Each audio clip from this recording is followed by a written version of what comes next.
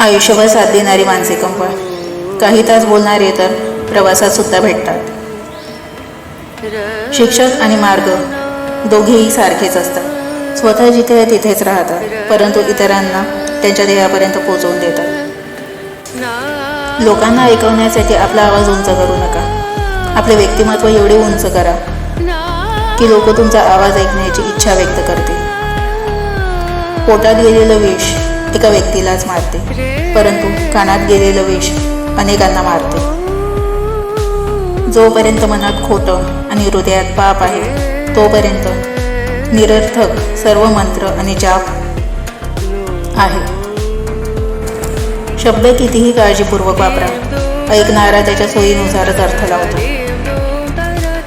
हजारो किलोमीटरच्या प्रवासाची सुरुवात एका छोट्या पावलाने होते. कठीण परिस्थितीतही मार्ग काढणारा मनुष्य श्रेष्ठ असतो.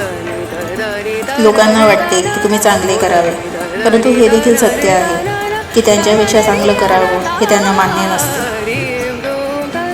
गरीब व्यक्ती जमिनीवर बसला की त्याची अवकात म्हटली जाते आणि श्रीमंत व्यक्ती जमिनीवर बसला तर त्याचा मोठेपणा मानला जातो.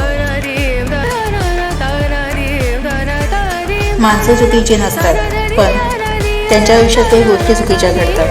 पण ते बदलणे तुमच्या हातात असते. त्यामुळे सत्यावर चाला आणि आनंदी राहा.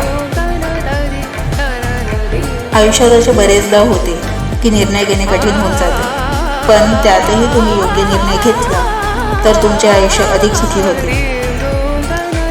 माणूस घर बदलतो, कपडे बदलतो, नाती बदलतो, मित्र बदलतो, प्रेम बदलतो, पण तरी दुःखीच का राहतो? कारण तो स्वतःच बदलत नाही. मित्रपरिवारात मतभेद असतील तरी चालेल, पण मनभेद नसावेत. व्यक्तीचं मूल्य समजण्यासाठी एकतर त्याला कमवावं लागतं किंवा गमवावं लागतं. आपले दुःख हे कायम अशाच लोकांना सांगा जे तुम्हाला त्यातनं बाहेर काढू शकतील. सत्य नेहमी कटू असतं, त्यामुळे त्याचा आदर ठेवून सत्याच्या मार्गावर चाला. सत्याची वाट कठीण असली तरी चालेल, त्याच वाटेवर चला, तुम्हाला नक्की फायदा होईल.